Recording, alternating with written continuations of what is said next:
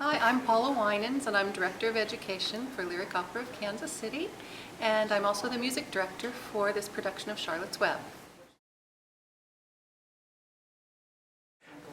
What is the flavor of the music, and how is the music woven into the storytelling? It's almost very Broadway sounding, so it's very accessible.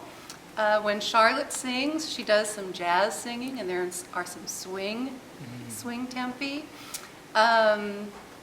When the chorus sings, it just sounds like they're standing on a Broadway stage and singing in 3, 4, 5 parts at a time. Beautiful chorus work, by the way. We have a great cast of children and young professional singers from the University of Kansas, and they sound great together. It's a beautiful sound. So definitely accessible music, and the orchestra, so to speak, is piano, synthesizer, which will do all kinds of orchestral sounds, and string bass and percussion.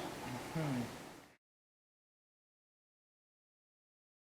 So you alluded to this. Your cast is made up of younger children, of emerging artists who are in graduate school at KU, professional singers. So what does this community that you've created in a cast look like, and how does everyone fit together? Let me start with the children first. We have 25 children in the production of varying abilities and ages. 11 of the 25 are new to the lyric opera, which is always wonderful. And we have worked with the 2 girls who are double cast as Fern, Sarah Hennessy and Annie Youngmeyer, and then with the boy who is cast as Avery, Fern's brother, who is Jake Workman, and the children that are playing the parts of the lambs and the baby spiders. We've worked with them probably since December, and I've given them a lot of coachings and private lessons, and getting them together as little groups so that when they came in on March 9th for their first rehearsal, they could really shine. Additionally, the bat and the owl, those parts are played by children too. And so they've had to learn some tricky music, and they've learned really, really well. And then the rest of the children form a community of fairgoers and sing with our adults who are all playing principal roles.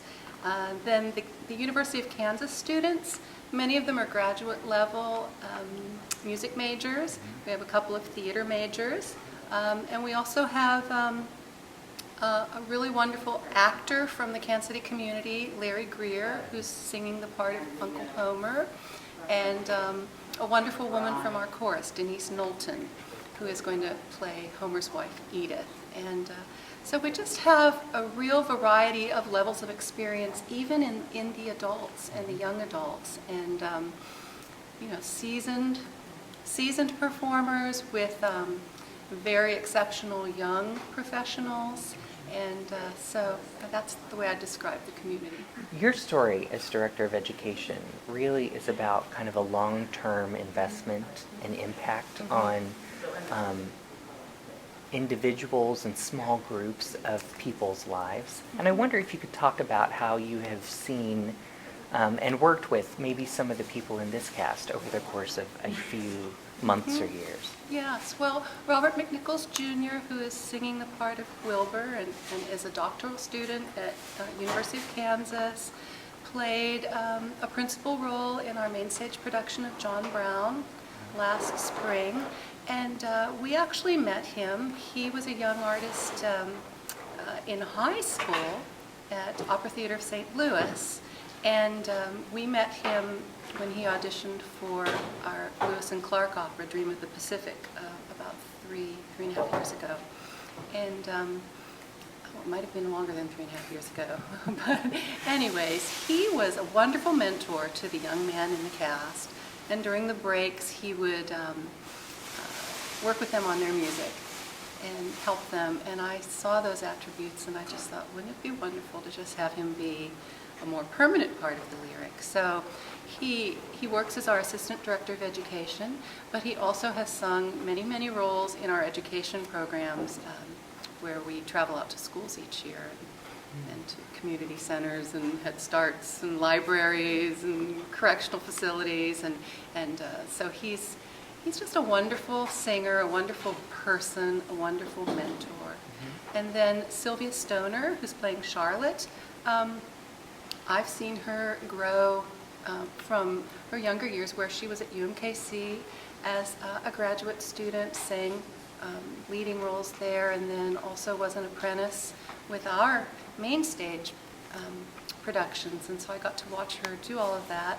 I've actually hired her to be a stage director for us a number of times. She directed our children's opera by Susan Kander, Somebody's Children, about the orphan trains. She directed Brundabar when we did the opera that was done in Terezin concentration camp. So she's worked with our children as a stage director, and now she's just like this incredibly beautiful Charlotte, just amazingly heartfelt singing and acting that she does.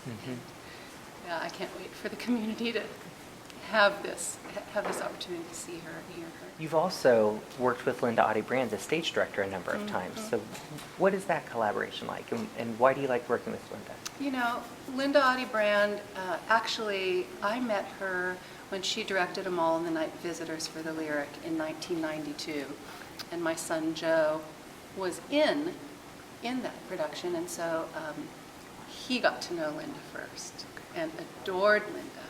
And somehow I was able to hire her to start working with us on our children's productions, and she has worked with us every summer. You know, going into our 18th year of summer camp, she comes and she works with 80 children, and in 2 weeks gets a beautiful production mounted on our big stage, and it's not easy to do in 2 weeks, and I'm sure that she would rather do something that's, you know, that has a lot more staff and a lot more help, but she's committed to education. And she can see beautiful pictures on stage.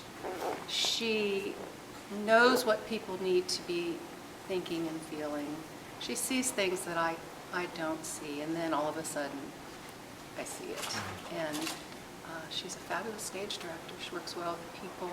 Works really well with children. I was actually working with Christine Rosa, who's one of our little lambs, yesterday. We had a little Sunday afternoon voice lesson, and I said, "Well, what do you think of Charlotte's Web? What are your favorite parts?" And she said, "I like Linda because Linda treats children really, really well." I thought that was neat, so I shared that with Linda last night. As Director of Education, what do you hope communities like Lawrence and Kansas City get out of a production that we're doing like this? First of all, it's so great to get to go to Lawrence and to work with the staff at Lawrence High School, especially Patrick Kelly. He's like, come, you know. And what I think happens is that all the school children, there will be almost over 1,800 children that will get to see this next Friday, and their teachers. And all of those children will at least have some kind of an introduction to the lyric opera.